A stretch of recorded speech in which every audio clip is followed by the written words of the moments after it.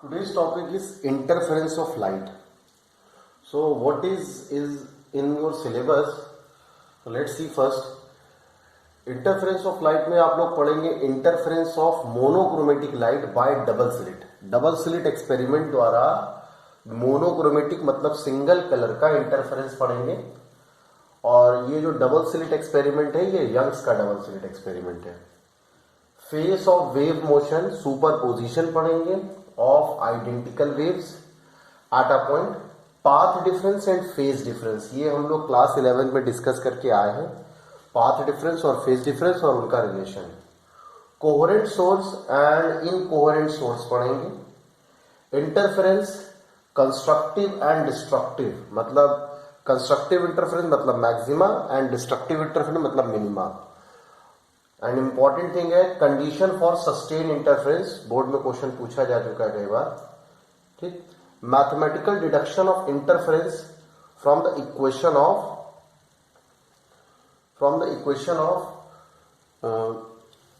interference from the equation of two progressive waves with a phase difference is not required। तो phase difference वाले method से आपको interference नहीं पढ़ना है, पाथ डिफरेंस वाले से पढ़ेंगे।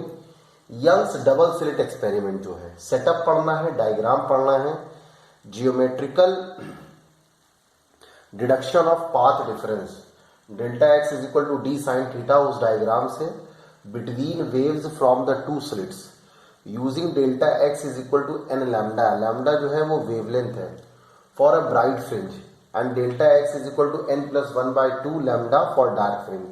देखिए n वेरिएबल है, आप प्रूविंग में n की जगह कुछ भी रख सकते हैं और जो हम लोग प्रूविंग पढ़ेंगे वो n की जगह m रख के पढ़ेंगे। ठीक है, fringe and sine theta is equal to tan theta that is yn upon d. D क्या है? स्क्रीन डिस्टेंस है, डिस्कस करेंगे। As y and d are very small। ठीक, ऑप्टेन yn, ये एक्सप्रेशन डिराइव करना है। yn मतलब nth मैक्सिमा की सेंट्रल मैक्सिमा से दूरी, that is capital D upon small d n upon lambda. And fringe width या फ्रिंज सेपरेशन का formula, graph of distribution of intensity with angular distance. और हमें ग्राफ पढ़ना है इंटरफेरेंस का। So what is actually superposition? When two or more waves travel simultaneously in a medium, जब दो या दो से ज्यादा वेव किसी मीडियम में simultaneously चलते हैं, the resultant displacement of each point of the medium, उस मीडियम के हर एक पॉइंट का जो resultant displacement होता है उन वेव की वजह से at any instant किसी भी क्षण is equal to the vector sum of displacement produced by the two waves separately। वो डिस्प्लेसमेंट अलग अलग वेव से प्रोड्यूस होने वाले डिस्प्लेसमेंट के वेक्टर सम के बराबर होता है। मतलब अगर किसी मीडियम में दो या दो से ज्यादा वेव साथ साथ चल रही हो तो मीडियम के पार्टिकल में वेव्स की वजह से जो फाइनल रिजल्टेंट डिस्प्लेसमेंट होगा वो उन वेव्स के अलग अलग डिस्प्लेसमेंट के वेक्टर सम के बराबर होता है। This is called superposition. This principle is called principle of superposition. Important है, याद कर लीजिए, लिख लीजिए इसको। तो when two or more waves travel simultaneously in a medium, the resultant displacement at each point of the medium at any instant is equal to the vector sum of the displacement produced by the two waves separately। This is called principle of superposition। अब superposition की वजह से होता क्या है? Superposition से interference develop होता है। मान लीजिए एक सोर्स है, इसके पास में एक ही हमने रुकावट डाली जहां पर दो विंडो खोल दी, स्लिट्स। उन स्लिट से जब ये लाइट पास होगी तो दोनों सोर्स इस तरह से बिहेव करेंगे कि इनके बीच एक कांस्टेंट फेज डिफरेंस होगा, तो ये कोहेरेंट सोर्स बन जाएंगे। कोहेरेंट सोर्स क्या है आगे हम लोग डिस्कस करेंगे। तो इन कोहेरेंट सोर्स से जब वेव आगे जाती हैं तो वेव आपस में एक दूसरे को इंटरसेक्ट करती हैं। तो कुछ पॉइंट पर हमें ब्राइट फ्रिंज मिलती है, कुछ पॉइंट पर हमें डार्क फ्रिंज मिलती है, सेंटर पे हमें ब्राइट फ्रिंज मिलती है। तो ये क्या हो रहा है? सुपरपोजिशन की वजह से लाइट की इंटेंसिटी डिस्ट्रीब्यूट हो रही है। तो the redistribution of light intensity due to the superposition of two और more waves known as interference. तो इंटरफेरेंस क्या है? जब दो या दो से अधिक वेव इस तरीके से सुपर इम्पोज्ड हो कि उनकी इंटेंसिटी रीडिस्ट्रीब्यूट होती है स्क्रीन पर, तो कहीं पर मैक्सिमा और कहीं पर मिनिमा मिलता है। मतलब कहीं पर डार्क फ्रिंज और कहीं पर ब्राइट फ्रिंज मिलती है। इस फिनोमिना को हम लोग कहते हैं इंटरफेरेंस ऑफ लाइट। देखिए, the redistribution of light intensity due to the superposition of two light waves is called interference of light. तो इंटरफेरेंस की ऐसे ही सिर्फ डेफिनेशन याद करनी है, डायग्राम नहीं बनाना है।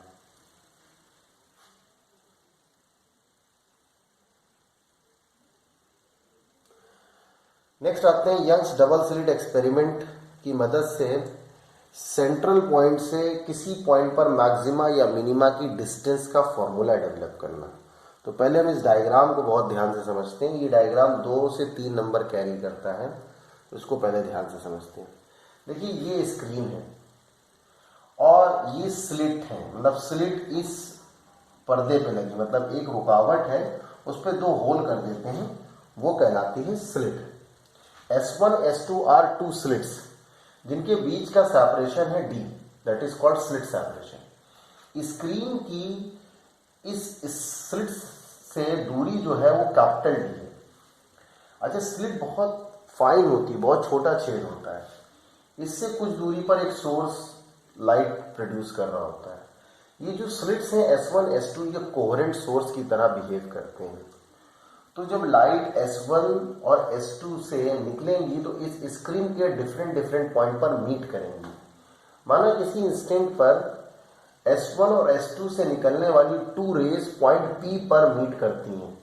अब हमें ये बताना है कि पॉइंट P पर अगर मैक्सिमा बनेगा तो x का क्या फॉर्मूला होगा, और अगर मिनिमा मतलब डार्क फ्रिंज बनेगी तो x का क्या फॉर्मूला होगा। तो पहले इस डायग्राम को समझते हैं। देखिए, S1 को P से मिला दिया, S2 को P से मिला दिया। किसी पॉइंट पर मैक्सिमा या मिनिमा बनना वेव्स की या लाइट वेव्स के बीच जो पाथ डिफरेंस और फेस डिफरेंस होता है उस पर डिपेंड करता है। अच्छा, हमने क्या किया, इन स्लिट सेपरेशन के मिड पॉइंट को स्क्रीन से मिला दिया जो कि पॉइंट O है। ये पॉइंट O पर हमेशा मैक्सिमा बनता है, ठीक, तो इसे सेंट्रल मैक्सिमा कहते हैं। सेंट्रल मैक्सिमा से माना पॉइंट P की दूरी x है, स्क्रीन से इससे दूरी d है। अब हमें पाथ डिफरेंस कैलकुलेट करना है। देखिए, पाथ डिफरेंस क्या होना चाहिए, S2P माइनस S1P। तो ये पाथ डिफरेंस अप्रोक्सीमेट किसके बराबर होगा। अगर हम S1 से S2P पर एक परपेंडिकुलर गिरा दें पॉइंट A पर, तो देखिए S1P लगभग उतना ही है जितना AP है, तो पाथ डिफरेंस क्या है, S2A, ठीक। तो दोनों वेव्स के बीच का पाथ डिफरेंस अप्रोक्सीमेट किसके बराबर है, S2A के। अब हम ये जो 90 डिग्री का एंगल बनाते हुए एक ये ट्राइंगल बना और एक ये ट्राइंगल बना, तो देखिए ट्राइंगल में ये एंगल थीटा होगा, ये एंगल थीटा होगा with the law of similarity. कैसे, अगर ये 90 डिग्री है, ये 90 डिग्री है और ये एंगल लगभग इस एंगल के बराबर होगा, तो this angle will be equal to this angle. तो ये छोटा ट्राइंगल S1 S2A में ये एंगल है थीटा, और इस ट्राइंगल में OCP है थीटा। तो अब हम थीटा के रिस्पेक्ट में 2 ट्राइंगल में कुछ वैल्यूज निकालेंगे। छोटे वाले ट्राइंगल में लेंगे साइन थीटा जो कि परपेंडिकुलर अपॉन हाइपोटेनियस, मतलब परपेंडिकुलर क्या है, path difference that is S2A upon D के बराबर होगा। और इस बड़े वाले ट्राइंगल में लेंगे हम लोग टेन थीटा। टेन थीटा बराबर क्या होगा, परपेंडिकुलर अपॉन बेस मतलब x अपॉन D। तो देखिए, तो path difference S2P minus S1P क्या है, path difference which is equal to S2P minus AP which is equal to S2A। From the right angle triangle S1A S2 we have sin theta is equal to S2A upon S1 S2। देखिए S2A क्या है, path difference, इसको ऐसे ही लिखेंगे, S1 S2 किसके बराबर है, D, तो sin थीटा बराबर S2A upon D लिख सकते हैं।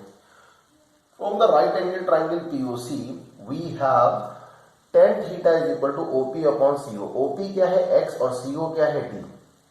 अब now this line is very important, if theta is small then sin theta is approximately equal to tan theta। अगर थीटा स्मॉल होता है तो साइन थीटा बराबर थीटा लेते हैं और टेन थीटा बराबर थीटा लेते हैं, तो साइन थीटा हम टेन थीटा के अप्रोक्सीमेट बराबर ले सकते हैं। तो साइन थीटा की वैल्यू क्या है, S2A अपॉन S1 S2 लिख दिया। टेन थीटा की वैल्यू क्या, OP अपॉन CO, ये भी लिख दिया। नेक्स्ट, S2A अपॉन डी और उधर क्या होगा x अपॉन डी। अब S2A बराबर क्या है XD अपॉन कैपिटल डी, मतलब पाथ डिफरेंस है XD अपॉन डी। अब हम पाथ डिफरेंस कैलकुलेट करते हैं। देखिए for position of bright fringe, उन पॉइंट पर फ्रिंज ब्राइट होती है या मैक्सिमा होती है जहां पाथ डिफरेंस m लैम्डा के बराबर होता है, जहां m है 0 1 2 3 डॉट डॉट डॉट और लैम्डा है वेवलेंथ ऑफ द लाइट। ठीक, तो पाथ डिफरेंस की जगह क्या लिख देंगे m लैम्डा। तो x d upon capital D बराबर क्या होगा m लैम्डा। तो x बराबर क्या होगा capital D m lambda upon small D. इसका मतलब हुआ सेंट्रल मैक्सिमा से mth ब्राइट फ्रिंज की जो दूरी होगी वो होगी D m lambda upon small D. तो इसको हम mth मैक्सिमा कहेंगे तो x की जगह लिखेंगे xm। तो xm बराबर क्या हुआ D m lambda upon small D. Important formula है। ठीक, अब अगर मान लीजिए सेंट्रल मैक्सिमा पूछे तो m की वैल्यू 0 रखेंगे तो x कितना होगा 0। m की वैल्यू 1 रखेंगे तो फर्स्ट मैक्सिमा की दूरी कितनी होगी D lambda upon small D. Second maxima पूछा जाए तो 2 D lambda upon small D and so on, ये डिस्टेंस हो जाएगी। नेक्स्ट आते हैं पोजीशन ऑफ डार्क फ्रिंज। तो देखिए डार्क फ्रिंज उन पॉइंट पर बनती है जहां पर पाथ डिफरेंस, जो पाथ डिफरेंस होता है वो बराबर होता है 2m-1 लैम्डा अपॉन 2 के। ठीक, on those point the dark fringe will be obtained where the path difference between the rays is equal to 2m-1 lambda by 2। ठीक, ये याद रखिए बेटा। तो x d upon capital D किसके बराबर होगा 2m-1 लैम्डा अपॉन 2। तो x को अगर हम प्रिंसिपल बना दें तो xm का मतलब हुआ mth मिनिमा या mth डार्क फ्रिंज। xm बराबर देखिए अगर हम 2 को अंदर ले जाए तो m-1/2 हो जाएगा। तो m-1/2 D lambda upon small D. ये हो गया पोजीशन या distance of dark fringe from central maxima. ठीक, अब आते हैं इसमें मोस्ट इंपॉर्टेंट चीज है वो है फ्रिंज विथ या फ्रिंज सेपरेशन। फ्रिंज विथ या फ्रिंज सेपरेशन होता क्या है the distance between two consecutive dark fringe और two consecutive bright fringe known as fringe width और फ्रिंज सेपरेशन। इंटरफ्रेंस में डार्क फ्रिंज और ब्राइट फ्रिंज का साइज सेम होता है। ठीक, तो आपसे ये एक्सप्रेशन पूछा जाता है, इंपॉर्टेंट है। तो देखिए इसको कैसे डिराइव करेंगे। The distance between two consecutive bright और dark fringe is called fringe width. Let xm and xm+1 be the distance of the mth and m+1th bright fringe respectively from the central maxima। Central maxima से माना xm जो है mth bright fringe की दूरी है और xm+1 m+1th bright fringe की दूरी है। तो xm बराबर क्या होगा m D lambda upon small D और xm+1 बराबर क्या होगा m+1 D lambda upon D. तो फ्रिंज विथ क्या होगी इन दोनों के बीच की दूरी ले लें। तो that is fringe with xm+1 minus xm बराबर m+1 D lambda upon D minus m D lambda upon D. Solve करेंगे तो देखो m D lambda upon D m D lambda upon D cancel हो जाएगा, बचेगा क्या D lambda upon small D which is called fringe with. इसको beta से represent करते हैं। तो देखिए ये होती है फ्रिंज विथ। देखिए ये ब्राइट फ्रिंज होती हैं, ये डार्क फ्रिंज होती हैं। तो ब्राइट के सेंटर से दूसरे ब्राइट के सेंटर के बीच की दूरी की कहलाएगी फ्रिंज विथ, या डार्क के सेंटर से दूसरे डार्क के सेंटर तक की दूरी क्या कहलाएगी फ्रिंज विथ, और ये बराबर होती है। तो देखिए the width of dark fringe is also same and D lambda upon, चाहे डार्क फ्रिंज के लिए लें या ब्राइट फ्रिंज के लिए आंसर सेम आता है। फ्रिंज विथ का फॉर्मूला सिंबल होता है बीटा। तो बीटा बराबर capital D lambda upon small D. ये चाहे डार्क फ्रिंज के लिए लें या ब्राइट फ्रिंज के लिए लें सेम फॉर्मूला होता है। नेक्स्ट आता है intensity distribution among the Young's double slit experiment. Young's double slit experiment में इंटेंसिटी डिस्ट्रीब्यूशन का ग्राफ पूछा जाता है, 2 मार्क्स में आ चुका है। तो देखिए एक लाइन खींचेंगे, उस पर बीच में हम पॉइंट O मार्क कर देंगे और यहां से देखिए ये इंटेंसिटी कर्व है। जैसे जैसे ये कर्व ऊपर जाता है मतलब इंटेंसिटी राइज कर रही है। तो ये सेंट्रल मैक्सिमा है, ये फर्स्ट मिनिमा ये फर्स्ट मैक्सिमा, ये सेकंड मिनिमा, ये सेकंड मैक्सिमा, ये थर्ड मिनिमा, ये थर्ड मैक्सिमा। सेम पैटर्न इधर भी होता है। Central maxima, first minima, first maxima, second minima, second maxima, third minima, third maxima. Mark क्या करना है, देखिए एरो लगा के यहाँ आई मार्क करेंगे और यहाँ पे ये जो पॉइंट है ये मैक्सिमम इंटेंसिटी का पॉइंट है, आई मैक्स, ये लिखने की जरूरत नहीं है। सेंट्रल मैक्सिमा ओ मार्क करेंगे। फर्स्ट मिनिमा लैम्डा पे मिलेगा, सेकंड मिनिमा 2 लैम्डा पे, थर्ड मिनिमा 3 लैम्डा, क्योंकि मैक्सिमा की पोजीशन क्या होती है, एम लैम्डा। तो 0 पे मिलेगा, लैम्डा पे मिलेगा, 2 लैम्डा पे मिलेगा, 3 लैम्डा पे मिलेगा। जब इधर आएंगे तो निगेटिव साइन लगाएंगे, माइनस लैम्डा, -2 लैम्डा, -3 लैम्डा। और ये क्या है, ये पाथ डिफरेंस है। तो 2 नंबर का ये इंटेंसिटी कर्व है, इंपॉर्टेंट है, you have to mark it. Okay, next आता है कोहेरेंट सोर्स, इंपॉर्टेंट है। What do you mean by the coherent source? तो देखिए कोहेरेंट सोर्स की डेफिनेशन एज इट इज याद कर लीजिए। Two sources are said to be coherent. दो सोर्सेज कोहेरेंट कब कहलाएंगे? If they emit the light waves having sharply defined phase difference. अगर उनसे निकलने वाली लाइट रेज की जो फेस डिफरेंस है वो कांस्टेंट हो, remains constant with respect to time, मतलब टाइम के अकॉर्डिंग फेस डिफरेंस बदले ना। Two sources are said to be coherent if they emit the light waves having sharply defined phase difference that remains constant with time. याद कर लीजिए, important है। 2 बार ये board के क्वेश्चन पेपर में आ चुका है। Condition for sustained interference of the light, very important. क्या कंडीशन है कि सस्टेन्ड इंटरफेरेंस का मतलब प्रॉपर इंटरफेरेंस मिले? तो देखिए कुछ इंपॉर्टेंट टर्म्स हैं जिनकी वजह से ही इंटरफेरेंस शार्प बनता है, अदरवाइज इंटरफेरेंस क्लियर नहीं होगा। तो पहला पॉइंट है that two sources of light should be coherent. बस इतना याद रखिएगा। पहला इंपॉर्टेंट पॉइंट है कि that to obtain a sustain interference the two sources must be coherent. ठीक। Second point, the wave emitted by the two sources should have same frequency. Second important point, जो wave पैदा हो रही है उनकी frequency same होनी चाहिए। अगर अलग अलग फ्रीक्वेंसी होगी तो शार्प या सस्टेन इंटरफेरेंस नहीं मिलेगा। थर्ड, द सुपरपोजिशन प्रिंसिपल, ये नहीं याद करना, ये याद करना। फोर्थ वाला, the separation between the light source d should be small as possible.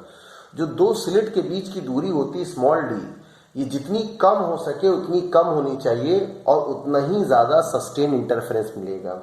Means the distance between the two slit must be small to obtain sustained interference. फिर है the distance capital D of screen from the two sources should be quite large. Screen distance काफी large होनी चाहिए। जितनी ज्यादा screen distance होगी इतनी भी ना हो कि लाइट पहुंच ना पाए। Sufficient large distance होनी चाहिए, तभी interference sustained होता है। ठीक है। The amplitude A1 and A2, A1 पहली वाली वेव का एम्पलीट्यूड, A2 दूसरी वाली वेव का amplitude of the interfering waves should be equal और वेरी नियरली इक्वल। एम्पलीट्यूड लगभग या एग्जैक्टली बराबर होना चाहिए। अगर एम्पलीट्यूड का डिफरेंस बहुत ज्यादा होगा तो क्या होगा, जो डार्क फ्रिंज है वो प्रॉपर डार्क नहीं मिलेगी, वहां कुछ ना कुछ लाइट पहुंचेगी। तो ये कुछ इंपॉर्टेंट टर्म्स थे टू ऑब्टेन सस्टेन्ड इंटरफेरेंस, जो कि याद करने हैं। ठीक है। नेक्स्ट टर्म में हम लोग इसके न्यूमेरिकल्स के बारे में डिस्कस करेंगे।